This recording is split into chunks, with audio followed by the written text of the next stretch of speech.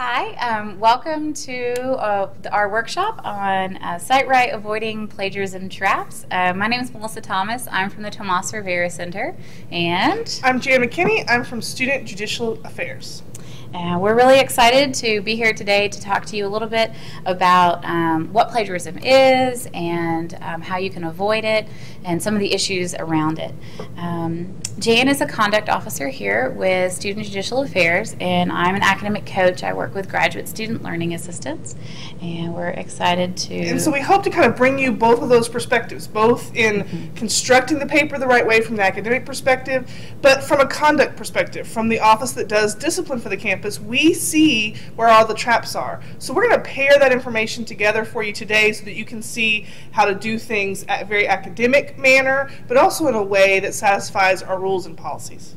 Excellent. So what we're going to cover today is what is plagiarism, kind of avoiding the traps, what some of those traps might look like to you as a student, how to construct a paper the right way. We're going to talk a little bit about fast writing and slow editing, the difference between summarizing, paraphrasing, and quoting, a little bit about citation styles, but we have other workshops on that you could always go look up information.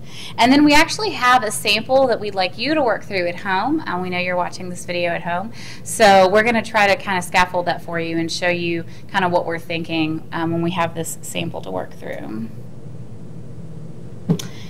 This workshop is not going to cover everything that you ever needed to know about writing or citing, but there are other workshops that you can attend that the Writing Center, the Writing Center, the TRC, the Graduate School all hosts. We're not going to cover all the gray areas. I think that's really important. Jan says that a lot of it deals with context, right? And so we can't cover everything. But there are people that you can meet with. You can meet with an academic coach in the TRC, a writing tutor in the Writing Center, or a member of Student Judicial Affairs staff, and all of us would be willing to sit down with you and discuss these issues further. Plagiarism is a very important thing to understand before we move further. So we're going to kind of go through that first, what plagiarism is and what are some of the different components. Plagiarism is really that lack of attribution to anything that you prepare and offer for credit in a classroom.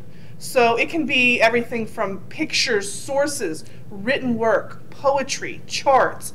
And so it's really important to think of when you offer something for credit, you are saying that that work is done by you, and you're also saying that you've given credit to every source, work, piece, or thought or idea that's in that work.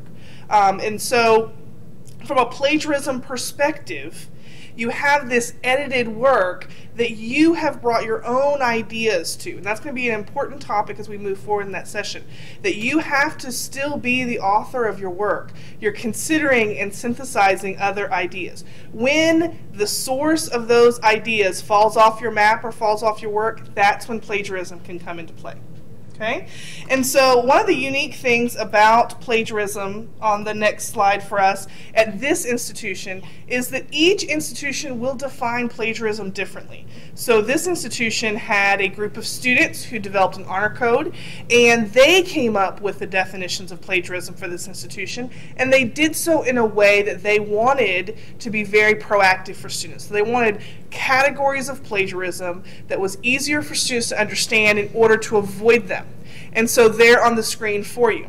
And we're going to kind of briefly go through each one so that as you think about this work and also how you build your papers, you can create this mental checklist. I am avoiding this type of plagiarism. I am avoiding that type of plagiarism, and so on. So first, intentional plagiarism. That's what most of us commonly think of in our work. We left out that source. We presented that idea as our own when it's not. Intentional plagiarism. But there's also inadvertent plagiarism. When plagiarism happened by pure accident. You didn't take the time to construct your paper in a careful way. You had so many sources in a disorganized manner that thoughts and ideas began to merge. Even though it wasn't an intentional violation of our policies, the Student Code of Conduct at this institution indicates that that is still plagiarism. The mere fact that the attribution or the credit was lost is the violation. Paraphrased plagiarism is where there are so many ideas that are just presented one after the other, that you have not attributed those to individual researchers, individual writers. You have paraphrased it, you have reworded it, it's not their words, but that focuses you in on you still have to cite the ideas. That leads into plagiarism mosaic, which is you're not the author of the work, you're the editor. There is so much of other thought and other information that there's nothing of you in there. And so what's left is a mosaic of thoughts and ideas that you haven't synthesized, you haven't brought together in a manner that makes it easy for others to understand. And then just that insufficient acknowledgement. Using your style there that your academic program demands, whether it's MLA, APA, and so on, can lead to this violation of insufficient acknowledgement. You haven't given the appropriate acknowledgement per the style that you're writing in. So those are some just the categories to envision as we move forward. Definitely. So a lot of students ask, well, what if it's common knowledge, right? Then I don't have to cite it. If everyone knows it, then I don't have to put it, I don't have to go back and read my third grade textbook, right, to figure out, And I say, well, this is one of those gray areas where, common knowledge is difficult to conceptualize, but basically it's anything that is a well-known fact that isn't disputable. So, for instance, maybe Columbus sailed the ocean blue in 1492. Most people can answer that, right? We think that that's probably a common knowledge situation. So if you're going to put that in your paper, that's probably not something that needs a citation. But if you're talking about certain things inside your discipline, certain types of language and jargon, theories, even if it's a pretty well-known theory like Bandura's self-efficacy theory, you still need to put a citation, right? You still need to attribute that, even if it's something that you maybe learned in your undergraduate program. So being very careful about common knowledge, I think, is important. I think it's really difficult to oversight. I think the only way that you can get in trouble with oversighting would maybe be mosaic, where you're really like it's all cited material and there's none of you. But again, it's important that you know that common knowledge isn't really an excuse or a get out of jail free card for plagiarism issues, and that you really should be kind of erring on the side of caution, I think, yes, with common knowledge. And it's important to know too that a lot of your written work, even if it's for a faculty member that's very knowledgeable in that content area, is for the base reader. And so your level of common knowledge through your academic program shouldn't grow. Common knowledge refers to the common person, not in academia. So we don't want you to write that and think, oh, I don't have to cite that because I learned that in my last class. It doesn't grow through your academic program. So basically, you should cite everything that you use for your paper, charts, like we said, graphs, pictures, whatever. And there's two places where you need to mention the cited work: in the body of your paper and in your reference list, bibliography, whatever you call it. It's really important that those two things match up. You shouldn't list things in text that aren't on your reference list, and you shouldn't have things in your reference list that aren't in text. So be very careful. I've seen a lot of graduate students who are, they're editing and they're working on these papers and they're like, oh, I'll just cut that section, but then they forget to cut that source out of their reference list. So you need to be very, very careful, and that's kind of a final last-minute check to go, okay, here's all the sources. Let me just check them off on my reference page. Whoa, where did that one go? I don't have it, So I see a lot of students' papers who have that, and so it's something that's really easy to do, especially with longer bodies of work, right? So the longer your paper is, the more sources you have, the more likely that's going to happen. And giving yourself time to do that revision. Yeah. The Student Code of Conduct says that you're taking responsibility for the work that you offer for credit. So that responsibility is yours through the writing process and the editing process. Definitely. And then picking a style guide.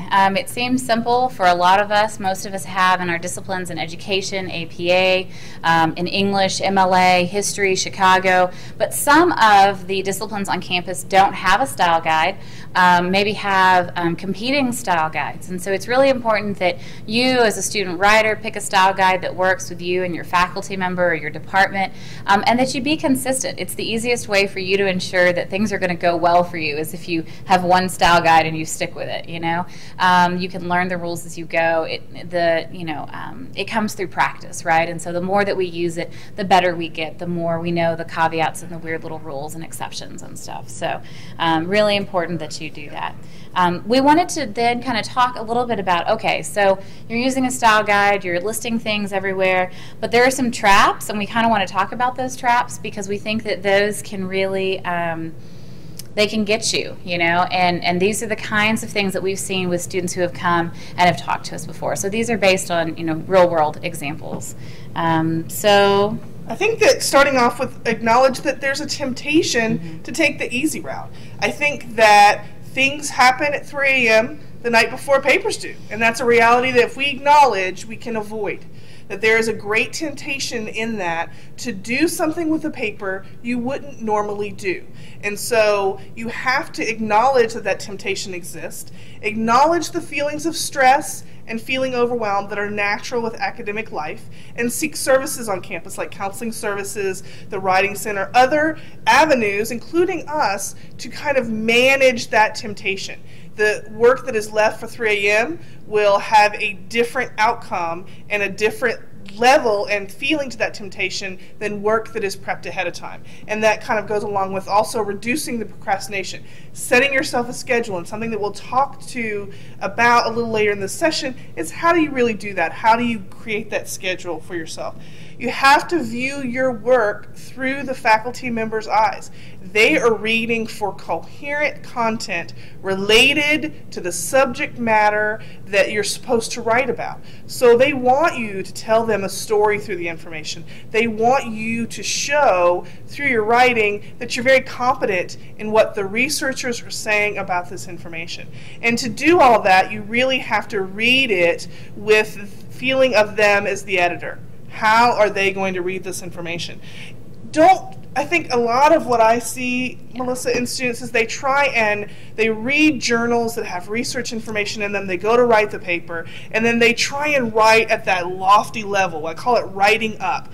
And when that happens, a lot of other plagiarism traps seep in, like plagiarism mosaic, like inadvertent, because they've challenged their own voice. They've kind of lost themselves in the process. So paraphrasing and summarizing really lose the voice of the author.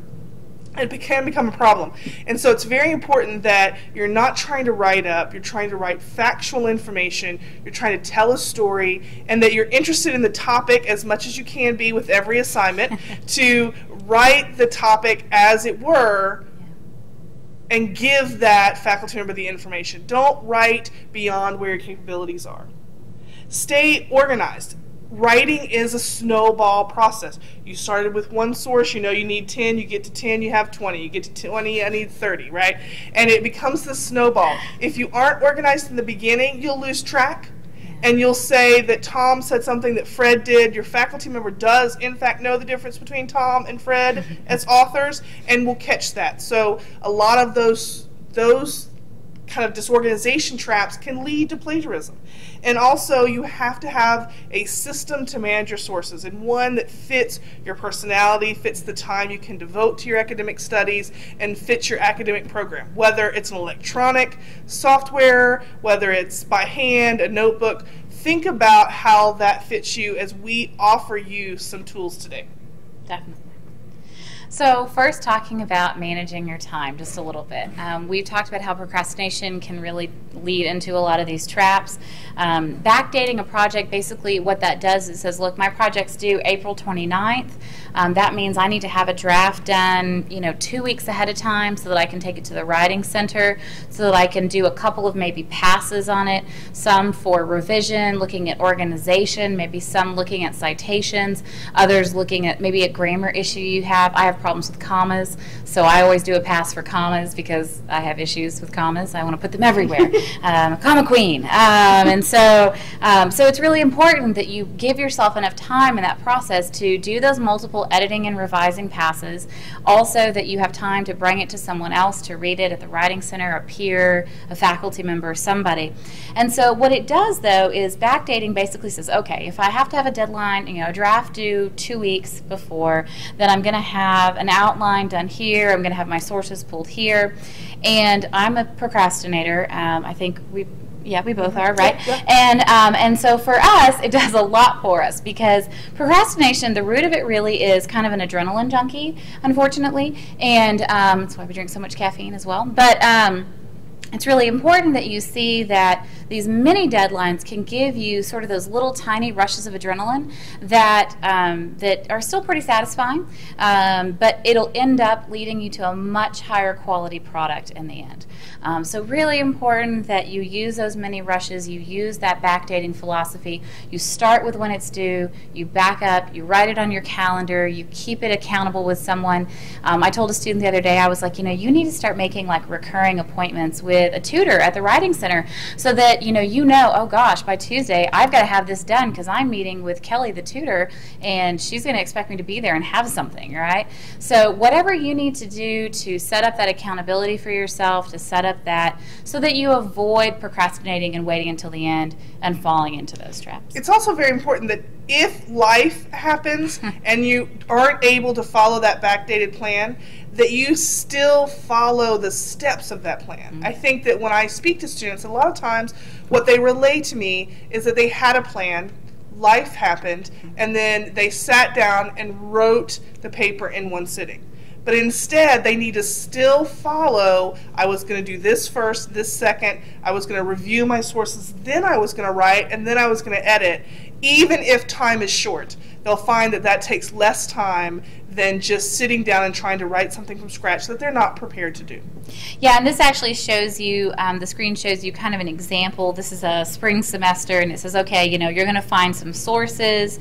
You're going to do like a source a day, which is reasonable. Like reading a source a day, not a book, but an article is reasonable. And then here it has the annotated bibliography, the assignment that's due, and it shows you that the student was still trying to get some work done over spring break, right? They didn't just peace out and go hightail it for the beach. And then it shows that they have a draft due for their partner, a draft with comments, and then they're revising and reworking it and turning it in. And so I think that I agree with Jan that let's say that the timeline gets bumped up, and you're like, oh shoot, I don't have 3 weeks to work on my draft. I only have a week. Well, a week is better than a night, right? And so again, being flexible with your approach, but trying to stick to something like this definitely, especially if it's one of those semester-long papers, is really going to lend you to having a much better quality paper. So one of the things that we talk about a lot is daily writing. When you're working on a semester-long paper, when you're working on a thesis or a dissertation or a paper for publication, these are the types of projects that you can do just a little bit of work every day, and you're going to end up with more work in the end, a higher quality of work. And that's because it's kind of at the forefront of your mind. You're in tune with it, you're active with it, versus a paper that you don't touch for 3 weeks and then you try to crank something out in 4 or 5 hours, right? You spend the first 2 hours of that time period remembering, what am I writing about? What's this assignment? Oh yeah, let me reread that. Oh, let me reread this. Let me reread this. Whereas if you're working on it on a daily basis or even 5 days a week or something like that, then it's going to be very fresh. Boyce did a study. Basically, he did this with faculty. But there were 3 groups, and one group of faculty said, Boyce, you're crazy. We're not going to do that. We like our big blocks of writing time. The second group said, okay, Boyce, we're game. We'll do it, And the third group said, we'll do it, and on top of that, we'll also have accountability partners. Someone who, at the end of the week, I say, hey, Jan, this week I wrote 2 days only. But I wrote for 30 minutes a day. It was a decent week. And Jan's like, oh, I actually wrote 5 days this week or whatever. And then, okay, I'll call you next week Friday or I'll send you an email, whatever, When they looked at the mean pages that they wrote or revised in a year, they actually saw, obviously, an exponential difference, right? The first group who did these big blocks of writing only wrote or revised 17 pages. The next group was 64, and the group that had accountability was 157. One student did ask me, they were like, yeah, but what about the quality of those pages? And I was like, well, this didn't look at the quality of the writing, but still, even if you write 157 pages, I'm sure that you at least had more quality pages than the 17, right? Like, the odds are with you that, you know, that these are going to be some pretty good articles or things that you're publishing, thesis, dissertation, whatever. And you're going to have more time, if you write daily, to look at where some of those traps are. So look at where the source dropped off. Look at whose ideas you're actually synthesizing. So when you go to cite multiple people after you've paraphrased, then you really have had time to review that if you're looking at it daily. Yeah, and I think one of the things I was talking about with a student this week is things are really just gelling for her now with her lit review. It's one of those semester-long lit reviews. And she's like, it's just all kind of making sense now. And she's been working on it for months. And I said, yeah, that's the thing is you need time. You need time with the literature. You need time to think about this and mull it over and write it and analyze it and see the synthesis and see how it all fits together. You can't do this in a night. You can't do this in a week. You know, this is something that really does take a lot of time. And this is true if you're in an academic program that's writing up experiments, that's not doing large literature reviews or research papers. All these tips are still true. Plagiarism is just as likely to occur in an experiment summary than it is a literature review. So you need to think about, even if you're in one of those programs, that writing is not the norm. You still want to make it an everyday practice. So one of the things that we want you to consider, this is a reflective question for you, a moment of peace, I guess, in the workshop, is how do you personally write a paper? What is your strategy? What are your first steps? Some people like to write on paper, like with a pen, I know, crazy thought, and kind of sketch it out, you know. Others like to start typing immediately. I like to write an outline personally. I need to see how it all fits together, or else I can't focus. If I don't see the pieces, then I have a hard time. What are your first steps when you write a paper? I do the outline process, but a little bit differently.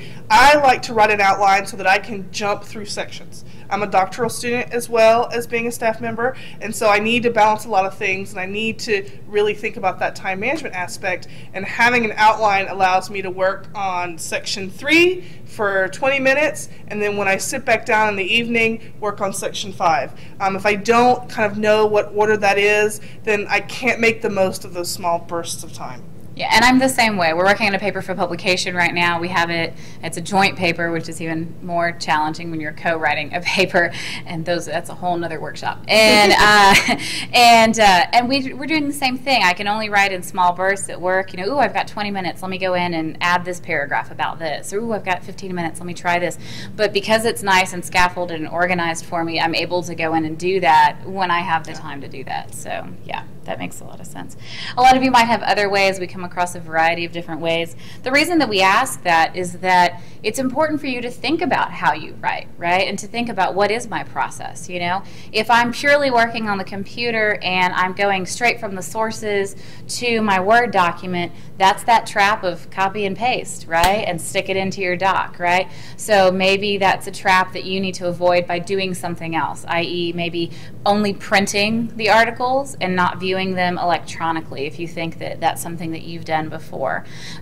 So again, we want you to reflect on the way that you write so that you think about the steps that you're taking to avoid the plagiarism. We do talk about never cut and paste anything, because once you move it into your document in its true published form, a lot can happen after that. And so stay away from that process totally. There's really no reason to cut and paste if you're paraphrasing, and you're summarizing, and you're adding a quote here and there. You've really done yourself a disservice by just putting it in there, copy paste. Yeah, definitely. So if you're thinking about like your research problem or your research question, one of the ways I like to start to kind of chart it out, very visual, is to have this sort of chart. And basically at the top of it, it has your research question, and then it says, okay, what sources, what key players do I have that answer some of these issues? And so, for instance, the one that you have on your screen shows, okay, here are some sources that are kind of my introduction sources. These are like, they kind of set up the general need, right? And my question actually is about graduate students in writing, right? And what kind of concerns do graduate students have when it comes to writing? And so here are some sources I found that kind of support that, yes, graduate students need help in writing, and here are some of their general issues. Then I look at, okay, so here are the things that I think are issues. Lower order concerns, so that's like editing stuff, higher order concerns, and then academic risk. And a lot of our research is on academic risk in writing, and that's that writing is risky for graduate students, that you're really putting yourself out there. That's what stops a lot of graduate students from writing. It causes writing block and things like that. So when we started doing this and we started saying, okay, here are the sources we have, you obviously see a really big hole in the lower order concerns area. There is a huge body of research that we just weren't finding about graduate students and lower order concerns. It was kind of like everybody assumed, oh, grad students know how to do their commas, or, you know, they know how to, I don't know, use a semicolon. By the way, none of us use a semicolon, right? It's very difficult. The rules are crazy. It's a difficult thing to master. But anyway, so what we saw was, okay, so here's an area where we need to go back and pull more sources. So this helped me to kind of chart out my sources, to start to synthesize the information. It might be helpful to you as well. We have a copy of this on the TRC's website, and you could always email me and I could give it to you as well. This also helps you avoid kind of the trap of over-researched, underwritten, right? Something can be studied too much and then written haphazardly because you spent too much time on the wrong end of the process. And so once you have your chart filled out and 3 or 4 people have said the same thing, that's your cue to move on and spend more time in that writing process so that it can be clean and appropriate to the policy and everybody's work can be attributed well. Definitely. So researching for a paper, kind of the right way to do the research. And so I say take good notes. I do like printing the articles. Do you print yours? Yes, Right? I Yeah, print them. yeah, I know. We're tree killers. But for me, that is something that works, to print it, to handwrite notes, annotate it. There's a lot of different ways that you can take notes. And so... Sorry, someone tried to come in the room. It's okay. And so there are a lot of different ways that you can take notes. Do you write on your articles, or how do you do that? I highlight, and I'm a little bit of a color coder, right? So I have a red pen that will circle certain ideas, a blue felt tip pen that will circle others, and I tend to mark up the documents that way. Nice. I tend to take notes actually on a separate piece of paper. I go through, I mark in the margin like who the author was, and then I start summarizing some ideas. And then if I have kind of an aha moment, which happens every once in a while, not often, but every once in a while, then I'll write it on a separate notepad or a separate sheet of paper. So I'm real careful about delineating my aha thoughts from their thoughts, right? Because it's really, you can regurgitate sometimes, unknowingly, unwittingly, and so it's real important that you're able to separate those ideas, their ideas from yours, and make sure that that you're not accidentally using someone else's ideas. Unfortunately, in my work as a conduct officer, though, I have to tell you, most of the students I talk to don't have this plan. They don't have a plan. They don't have any plan. And so if you're watching this now and you don't have a method that you could describe to your friend right now of how you go about some of this work, then you need to figure out what works for you immediately, because a lot of the traps that we talked about earlier have a central source in this very issue. Yeah, definitely. And then we kind of talk about, here are some of the ways that you can do that. Some people use note cards. They'll take notes on note cards. At the top left hand, they might write like the concept or the topic. Top right, they'll maybe write the author, the title. If they're taking a quote, definitely the page number, right? And then they'll put a concept on the card. And so one of the students I worked with this semester, she's doing a really big lit review on Sesame Street. Really exciting. And it was the coolest paper I've seen in a long time. And so she would have all these note cards for all these different papers, and she probably ended up with probably 200 note cards. It was a little wild, but what she was able to do with the note cards was then start to sort them into piles and synthesize, right, and see the connections between the articles that she was reading. It was very movable. It was very kinesthetic. It really worked for her. She enjoyed it. She enjoyed the research process because she was then able to kind of sort things and organize them in a way that made sense to her. So the note cards can be a great idea. They are easy to carry around. You can put them them like in a recipe box, you know. They're easy to sort. So it is an idea, especially for those of you who like paper and pencil. You could do a mind map or a concept map. I'm sure a lot of you have heard of these. I think they're a little crazy, but what we talk about is if you try a method and it doesn't seem to be working for you or it feels uncomfortable, it's probably not for you. We do have someone in the office who I call a crazy mind mapper. For her thesis, she had a mind map on the wall of her living room that was about 5 feet by 5 feet. It was the craziest thing I've ever seen in my life. God bless her. And it worked for her. For a lot of other students, it doesn't work. Mind map doesn't have to be big. We have had students come with butcher paper and fold it out and show us their paper, and we're like, okay, you know. We've also had a guy come in with a little tiny black book. He looked like a mad scientist, and there was a mind map in there that was about this big and was in the tiniest font I've ever seen in my life, and it was like his thesis, like on a piece of paper. It was amazing. But what you're doing with a mind map is you're showing connections, right? And that's what all of our writing is about, right? Is that you're showing these interconnectivity of ideas, and that interconnection that you're creating is your written work. That's your input. That's your contribution to the field. And I think it's really important that you figure out how to do that, whether it's with note cards or a concept map or a timeline. For those of you who are looking at how policies have changed over time, I think this is really important. For historical change, things like that, you know, a timeline can be really useful for you. Or a matrix, which is just a chart. It's a fancy name for a chart. And it's just a chart that shows you, okay, look, here's one of the concepts that I'm talking about, and okay, this author talked about that, this author talked about that, ooh, this author talked about that, and column B, something new. Okay, so now I start to see that in other things. Ooh, look, column C, here's another topic that's being talked about. What you can do is you can easily sort by columns if you're doing it in Excel, which is super fancy. But again, you're seeing that interconnectivity, and those connections that you see, that's the analysis. That's the credit. That's where you get the credit, is seeing the connection and seeing, okay, if we connect the dots, then here's the conclusion, right? And I think that's the essence of what you're doing when you're writing at the graduate level. But again, like Jan said, you've got to have some sort of a process, right? We hope that you have a process. If you don't, choose one of these processes. Come talk with us about it. When the student and I talked about the note card, she was very credulous. She was like, okay, I'll try that. And so then she comes in the next time we meet, and she's got these 200 note cards. And we spent like an hour and a half sorting the note cards. I will tell you, it was a little crazy. But man, she walked out of there with an amazing paper, right? It was totally worth the effort. And so if it's something where, you know, I've never used a matrix before, but I want to, can I sit down with you and talk about that? We would love to do that at the TRC, sit down with you and do that.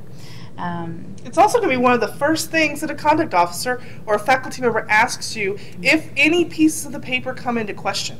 And so having that, saving those mind maps or charts and saying this is how my information formulated gives you something to show as well, if any part of it comes into question. Yeah, that's a great point. So constructing a paper the right way. Yes. It's very important that you have this process, to the construction process, that you're able to summarize things without the information present, that you've actually read it and you synthesized it. Because information that you don't know is inevitably going to be written in a plagiarized style inadvertently. And so that's very important as you have reviewed, as you've made your matrix or your mind map, that you know the information that you're beginning to write about. And we talked about outlining before. Add the sources and start to bulk up that outline piece by piece, but without your sources present. You should know what the prevailing thoughts are in your topic. This should be kind of a growing process. You have to have the right sources. Have peer-reviewed academic sources that you know what those authors are saying, so that when you go to paraphrase it, it couldn't possibly be close to the wording of those other researchers. That's something that your faculty member is going to be able to spot. The wording is too close. The ideas aren't attributed. Credit isn't given where credit is due. It's as simple as that. And when you're sitting there typing with everything right there or copied and pasted into your document, you wouldn't believe how easy it is for problems to occur. But if you're using the construction process of writing and drafting without notes and quotes, you're going to find that, yes, you might have to go in and edit that paper and add some of the specific quoted language that those authors use so that you can be the most factual as possible. But you're going to have a very solid paper without plagiarism. And so that's something, keep everything, your drafts, your notes, your research information. Don't use sources that aren't credible. Even at the graduate level, we still see the use of a lot of popular sources, meaning that Entertainment Tonight is not the primary source for when you're trying to figure out how stars should educate themselves. And there's literature on just about everything. And so also make sure that the very small amount of time you have is being used wisely on credible peer-reviewed sources, on drafting work that's in your own voice. The one big conversation that I have with a lot of cases that we see is that when I ask them to describe for me the paper they were writing, they don't have an answer because they never really connected to it, which was, again, the beginning of where we think all the problems started, and we're hoping that you hear this and can avoid it. Definitely. A couple of things about drafting and revising and organizing. I do like to talk about these things because I think that writing at the graduate level can be very daunting. Some students are so fearful of plagiarism. A lot of students who watch this might be on that side, and some of the students who come to these workshops, they're so scared that they're scared to even write, you know? And so we present some of these techniques to kind of alleviate some of that fear, to get you comfortable with writing. One is what we call color blocking. Basically, a lot of students have this fear that there's only one right way to write this paper, right? And that if I don't get it the right way, I shouldn't put it down, right? And so they're staring at the blank screen, right? And they're like, it's not coming, it's not coming, it's not coming. And so color blocking is basically typing, but typing in, let's say, hot pink. In hot pink, you know no one will take you seriously. You would never turn it in hot pink. So I could write whatever, and it's okay, right?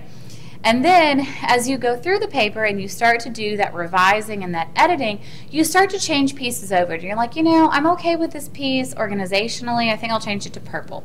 And then, all right, I'm feeling better about this. It's going to go to green. And so your whole paper could be kind of all sorts of crazy different colors. But that's okay because you understand in your head the stages it's going through, and eventually you start moving pieces over to black, and you know that those are ready to go. But what it's doing for you is it's giving you that mental ability to write without the fear of it not being correct or right, right? And that's really important. Knowing that, especially when we're co-writing, we're doing a lot of that. We have a lot of sections that are in wacky colors, that are highlighted yellow. I tend to highlight things yellow if I don't like them. Like I'll type and I'm like, oh, that's ugly. I'll just highlight that in yellow and come back to it, you know? And that's I know this has to be reworked. I'm not happy with the way it's looking. Maybe the citation looks ugly, or maybe I'm like, oh, I don't know what that source is, but I make a good job of signposting for myself what I need to go back and do. You know, I'll write like, ooh, don't like the way I said that. I'll actually type that into my paper. Or I'll type in, need that other source, right? Or need that source that talks about X in here. So I'll make sure I signpost those things for myself so that when I go back to the paper and I start looking through it, I can fix that.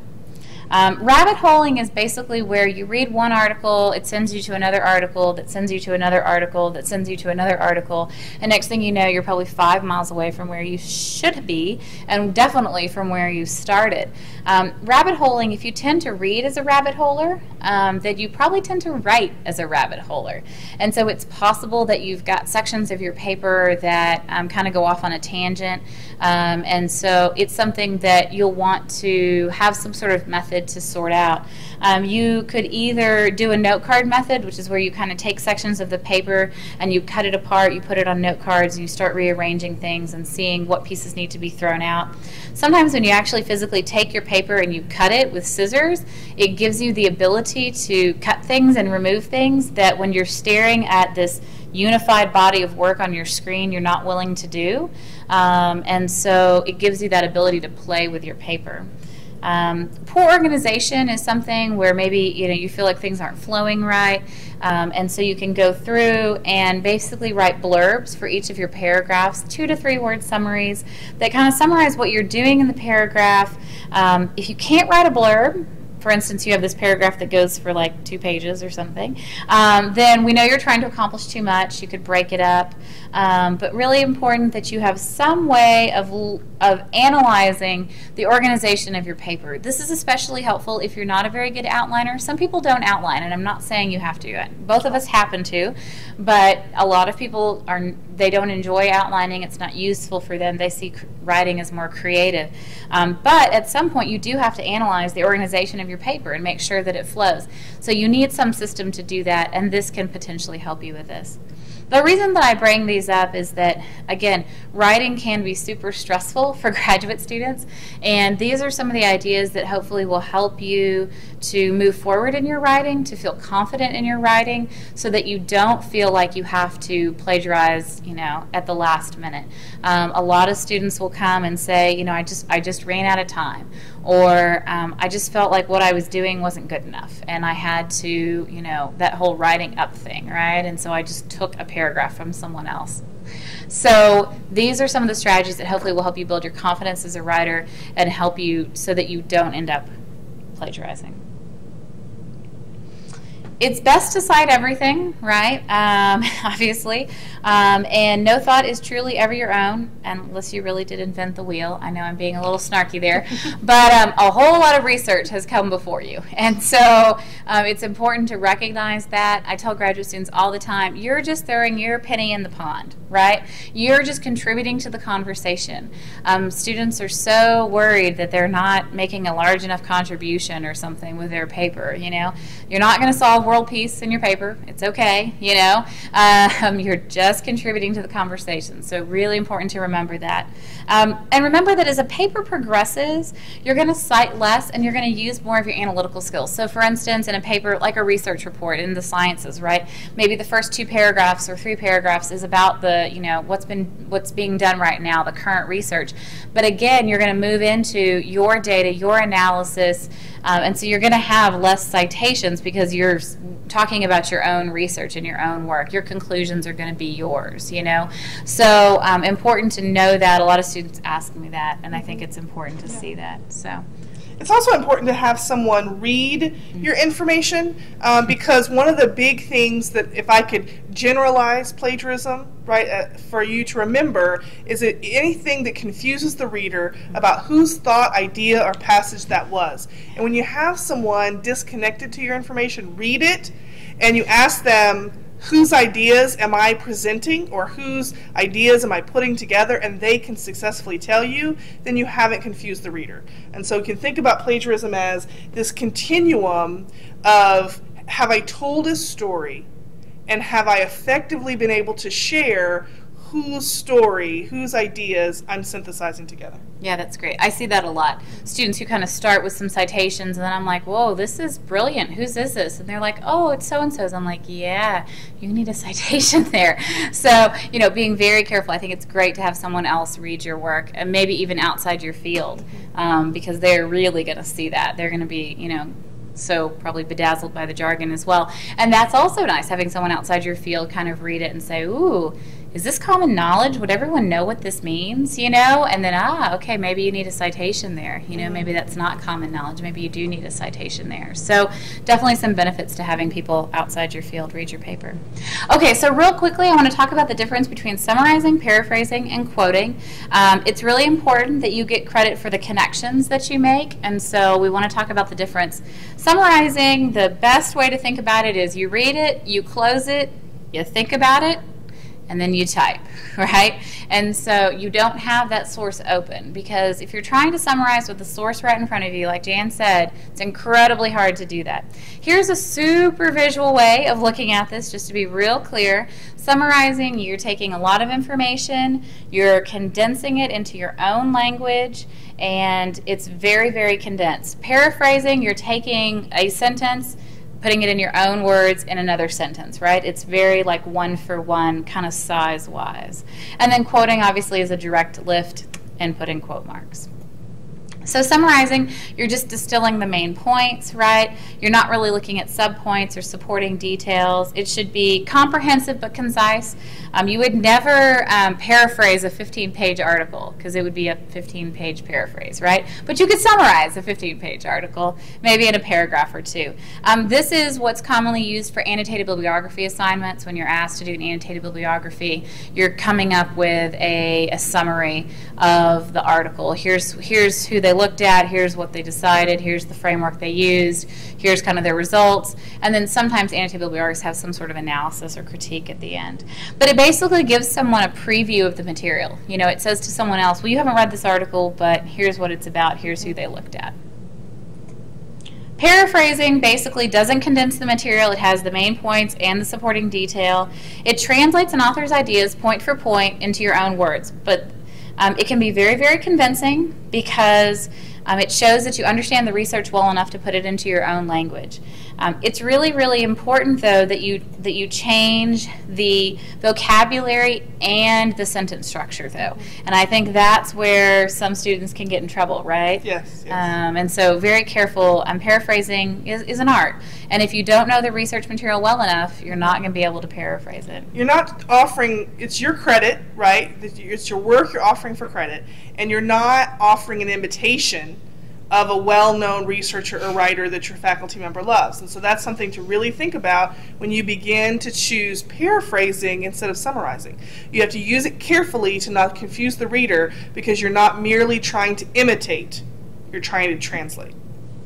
Nice. I decided to put a little sample of synthesis in here. This is actually a new resource if any of you are interested in purchasing this book.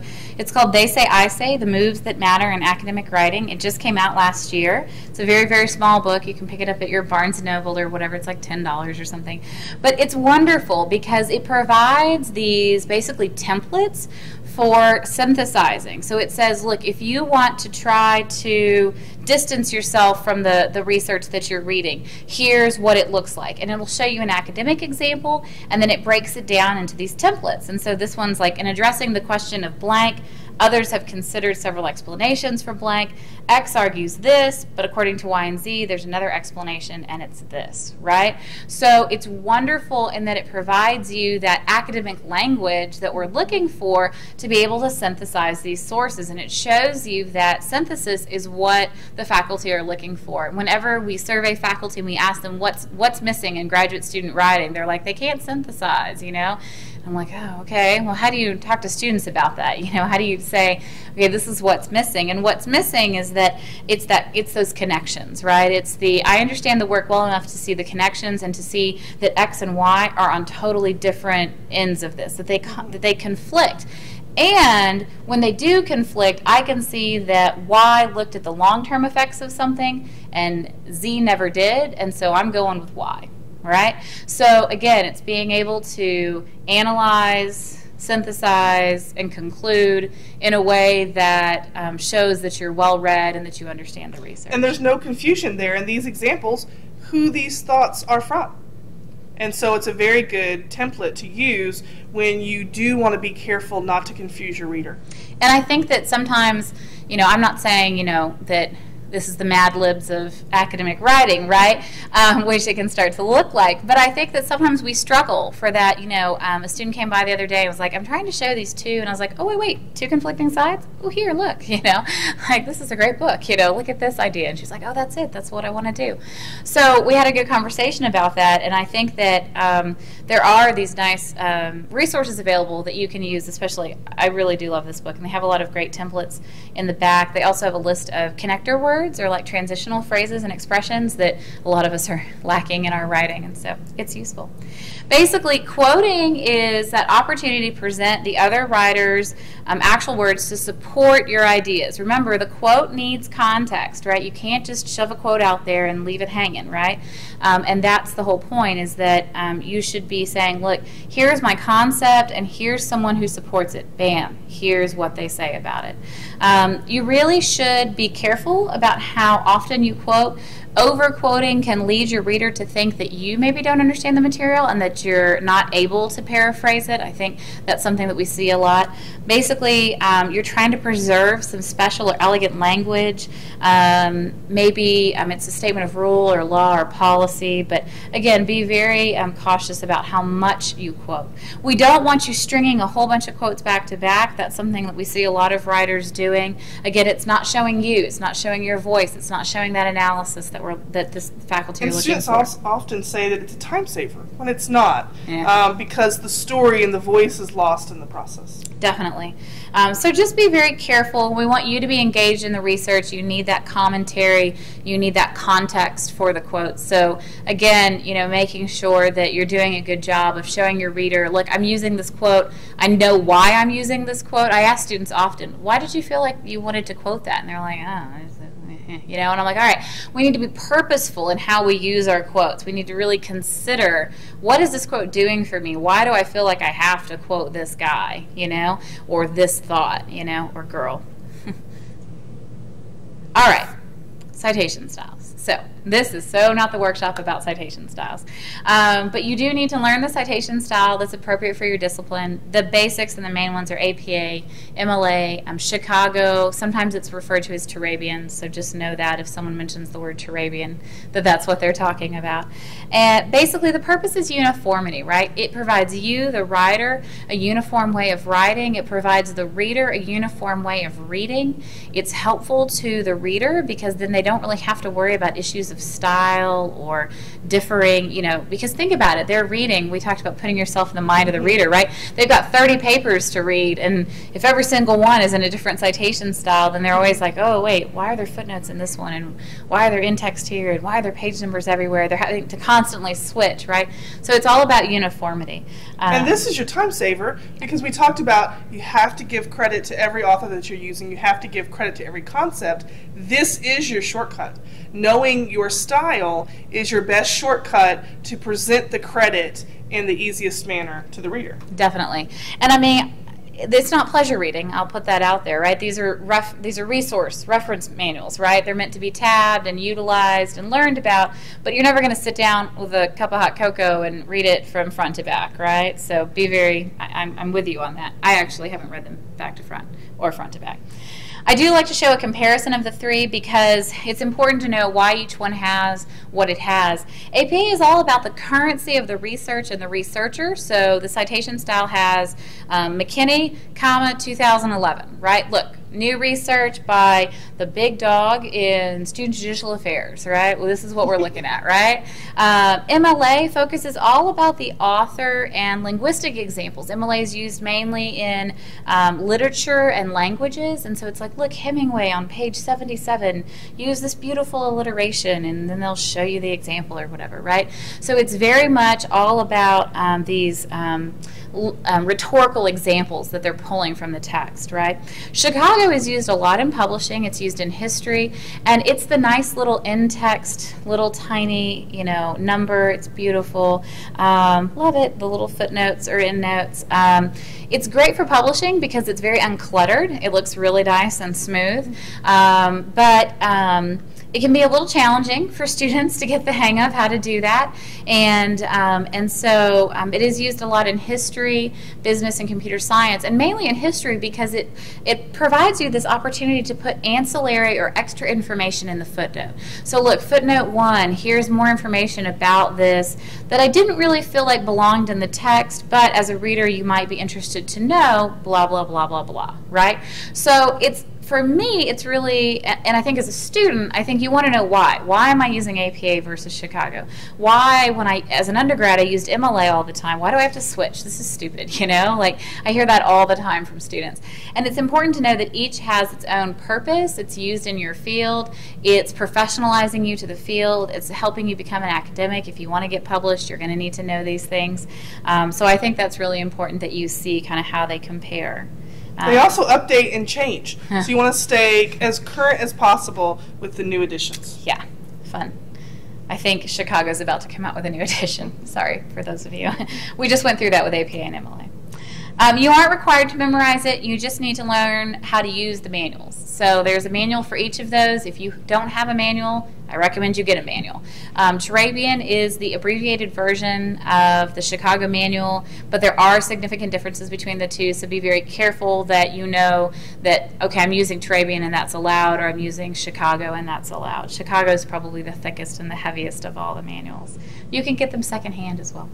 The library always wants us to point out that the databases that you're searching will create a sample citation for you. So like when you click on an article, you can do like cite it, and it'll create this sample citation for you. But a lot of times those sample citations aren't formatted correctly, actually 99% of the time, and they're missing information. They could be missing the volume or the issue number. They could be missing the page range.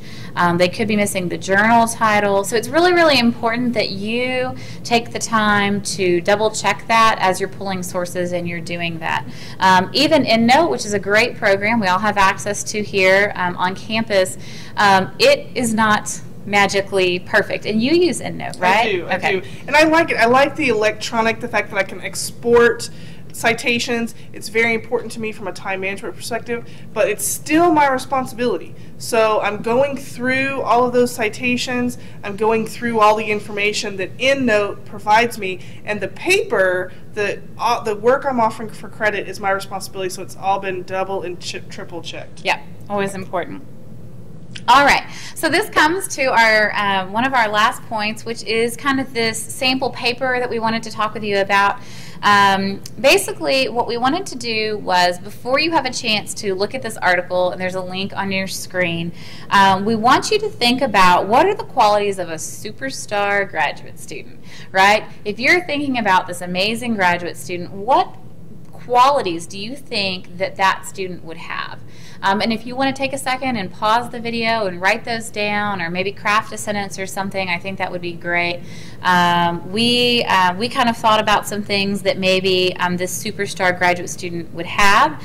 Then what we're going to do is we're going to have you, if you'd like to participate in this with us, go ahead and read the article. There is an article that was published about, actually several articles that were published, but we just picked one, about these qualities, right? What are faculty looking for in their graduate students? What do they think lend to these really successful graduate students? And the link is there. You can look it up on UTSA Library's page, and we'll show you what the article looks like. But basically, the summary I came up with was: a great graduate student takes initiative when they don't know something and builds relationships to help them along the way. Additionally, they should have a positive attitude and internal motivation to succeed, right? They're the ones who want to go to grad school, want to do this for themselves. It's not someone else pushing them or saying you should go, you know, get your master's or whatever.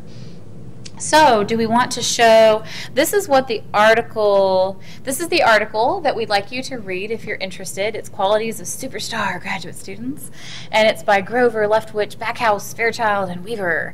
It is, I don't have a full citation on here, but it's in a psychology journal. We can actually, let's go ahead and pull that off, and I can probably tell them what journal that is from. It is from Teaching of Psychology, and it is from the 2006, is volume 33, number 4.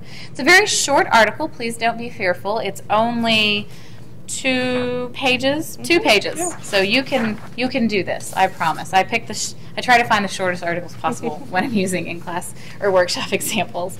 But basically, what we did then was we said, okay, well, if this is our concept about what a superstar graduate student is, then how do we combine this material with kind of our thoughts, right?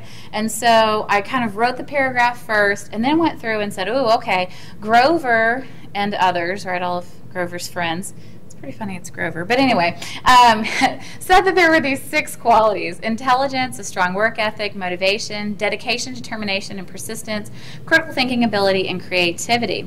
And so I decided that that list was something that really had to be quoted. Trying to paraphrase a list of things like that is really probably not going to do much for you. These are tangible qualities, right? These aren't things that I want to... Right. Yeah. And from our perspective, looking at it as a direct quote also helps you avoid in your paper having to go and define each one of those constructs, because you're just saying that those are the author's direct vocabulary they chose, and you don't have to then go through and explain in the research each one of those. Yeah, definitely. And this was a short summary, obviously. If we were going to write a paper on this, it would be way different. But and then I said, this student takes initiative when they don't know something and builds mentoring relationships to help them along the way. Additionally, they should have a positive attitude and reflect the program's values and goals. Okay, so there is a grammatical typo in this paragraph. I'm sorry. I just thought, I'm super sorry. But what's important is that we see that we're showing that Grover et al. Supports that last statement. I would want to probably go back and pull some of the original work that had been done. I think Bloom did some of this and talks about a little bit more about those mentoring relationships and, you know, build this up, obviously. But if we're just looking at here's a thought and here's how this supports this, again, being very selective in how we quote, deciding what should be paraphrased, what should be summarized, you know. And that ending citation of that paragraph in your example is very important, because if we just proceeded along with a longer paper starting with this student takes initiative, the reader would then be confused. Had you then quoted those authors, left that topic, and moved on to your own stuff. And so that ending citation at the end of the paragraph becomes very important when you look at kind of like that insufficient acknowledgement aspect of plagiarism. Definitely. So maybe you learned something about how you can be a better grad student. I don't know.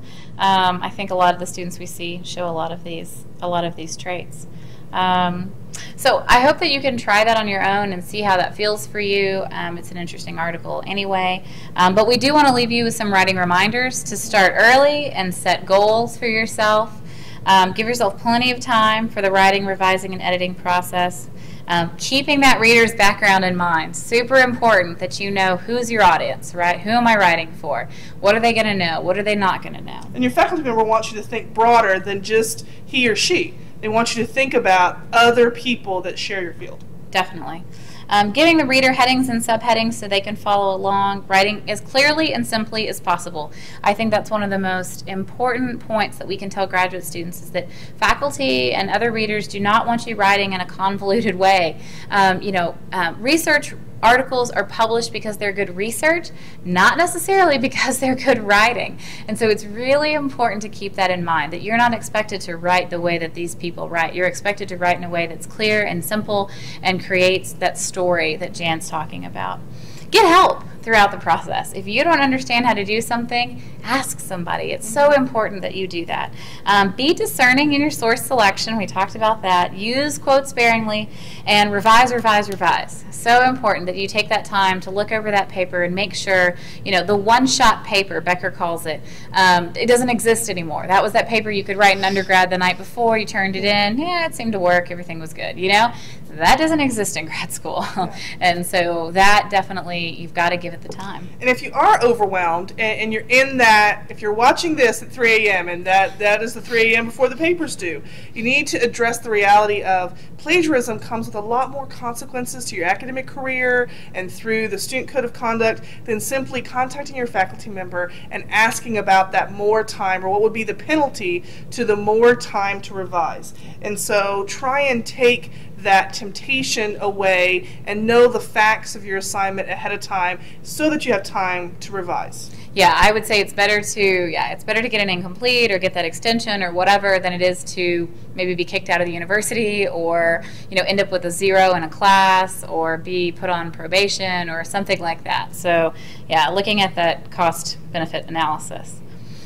I always like to be really clear about what the Writing Center does and what the TRC and the academic coaches can do. So I have this slide to say that the Writing Center tutors can help with outlining, writing, revising papers.